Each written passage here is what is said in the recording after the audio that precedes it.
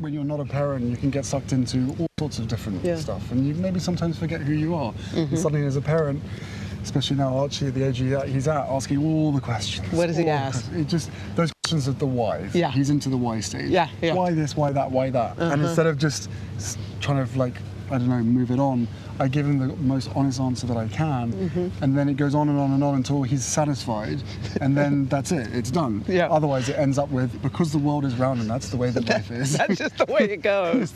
So it's like I love it. I love every part of it. I've always wanted to be a dad. I've always wanted to have my own kids, and now I've got two little people who I'm responsible for. Do you tell them, or do you tell Archie, since he's old enough, about your mom?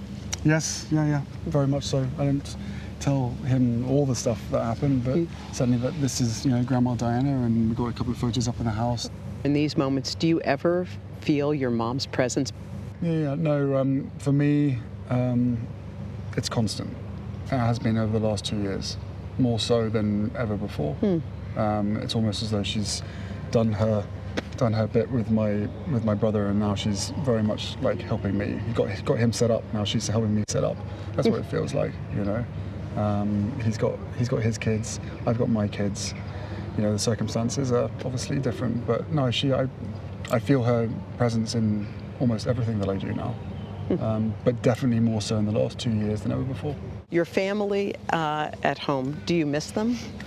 Yes, I think, especially over the last 2 years, for most people, have they not missed their family, right? The inability to be able to get home and see them. Of course, that's a huge part of it. But do you miss your brother, your dad? Look, I mean, for me, at the moment, I'm here focused on these guys and these families, and giving everything I can, 120% to them, to make sure that they have the experience of a lifetime. That's my focus here. And then when I leave here, I get back, and my focus is my family, who I miss massively. You do, I bet. Of course I do. They're two little people, Like this whole working from home stuff is not all it's cracked up to be, certainly post-COVID, because it's really hard when your kids and you are in the same place. It's really hard to separate the work from them, because they kind of overlap. So, I mean, Archie spends more time interrupting our Zoom calls than anybody else. Does he have your personality? But he also gets us off them as well, so that's also a nice thing. Your grandmother's going to be 96. Yeah. What's the best thing about her? It's her sense of humour and her ability to see the humour in so many different things.